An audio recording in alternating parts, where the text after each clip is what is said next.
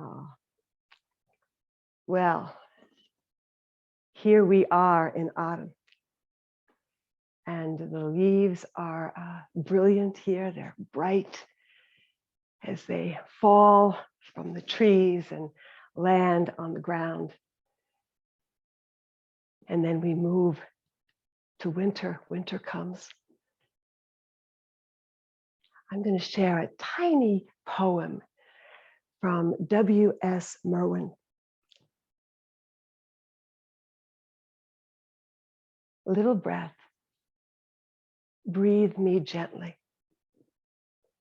Row me gently. For I am a river I am learning to cross. Little breath, breathe me gently. Row me gently. For I am a river I am learning to cross.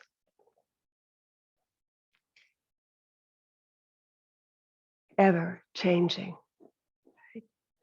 The Pali word is anicca. And you think about it. Everything that we focus on in our meditation is shifting. Breathing, body sensations, sounds, heart, mind.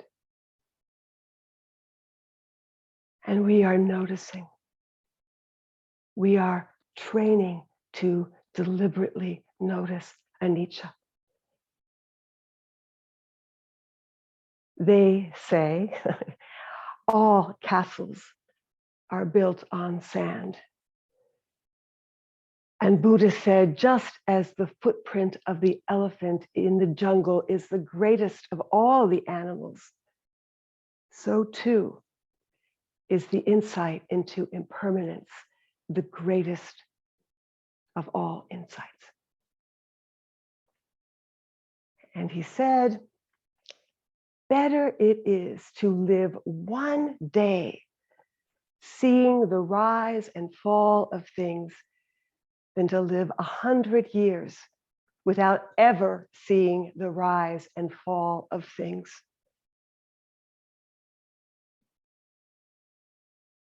When we start to get this clear understanding of impermanence clarifies what is important in our life, what is important in our relationships, what is important in our behavior, what are the important values and qualities we want to cultivate and nurture and keep around. And it helps us to let go of the less important things. They lose their relevance. You know, what kind of car, if you drive a car, or where you went to school, or how much money you make or don't make, or what you do for a living. Whew. Think about something that seemed so important a way back when, and now not so important.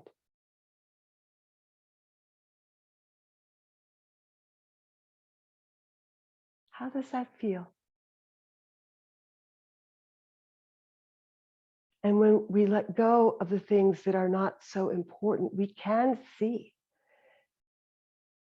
that the important things are compassion and loving kindness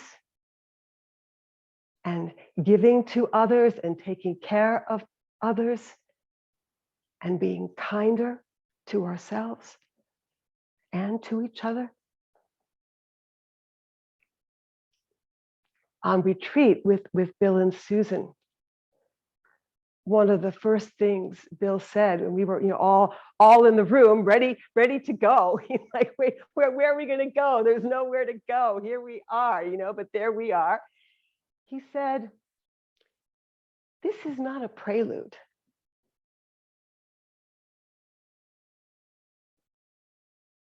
Because I think we can think about life like this. Not yet, not now. No, not now, later, not today, no, later, not now. As if we are avoiding the fact that there is no guarantee of later on. And we grasp and we can grip desperately to some illusion of permanence.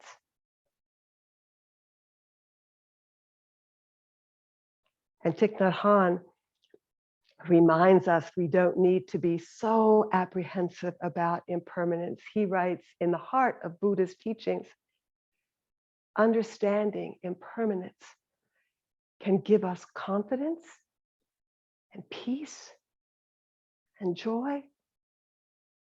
Impermanence does not necessarily lead to suffering. Without impermanence, life cannot be. Without impermanence, your daughter could never grow up to be the beautiful young lady she is. Without impermanence, oppressive political regimes could never change. We think impermanence makes us suffer. What makes us suffer is wanting things to be permanent when they are not. And loss can absolutely bring us to our knees and break our hearts. This being human is vulnerable. And we are all in the flow of humanity.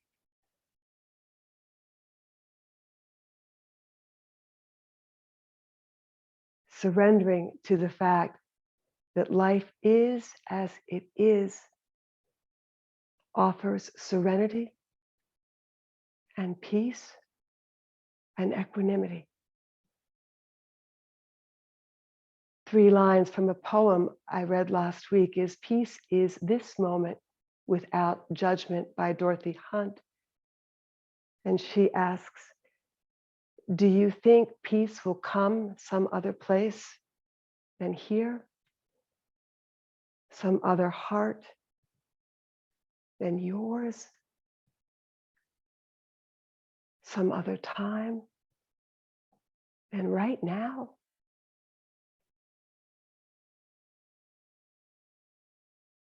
And the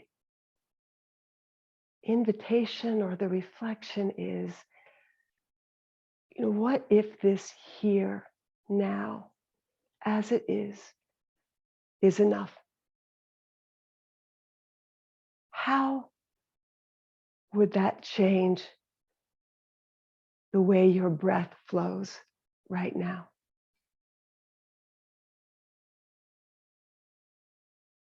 What happens to your shoulders when you open to life as it is right now?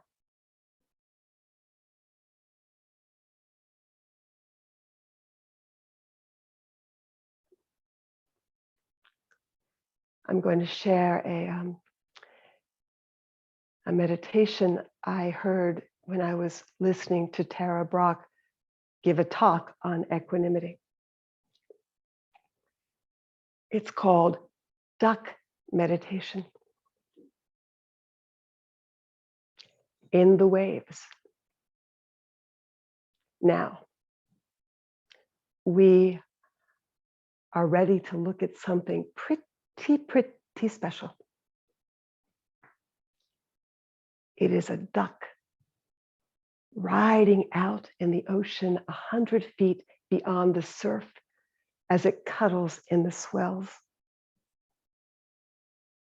There is a big heaving in the Atlantic, and he's a part of it.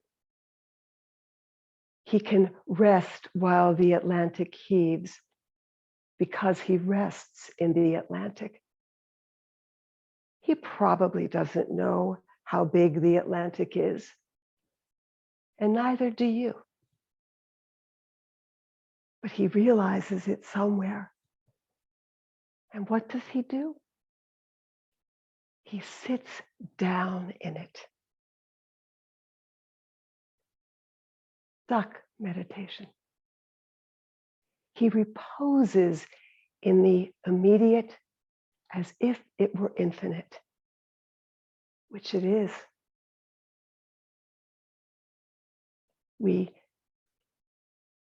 can't stop the waves, but we can learn to surf them. And we remember that we are part of something far larger, like the Atlantic. And when the waves are intense, we want to practice the high art of self-soothing and send messages of loving kindness and compassion. And we know that this too will not always be so. And every time we come back to our practice, we begin again to attend to our breath, our bodies, hearts, and minds, all of which need something different at any given moment. Every time we do this, we are strengthening the muscle of equanimity. And we are seeing what is needed to help us stabilize and calm. So the meditative moves in the practice today, or a serving suggestion: letting go, letting be, and being with. Thank you for listening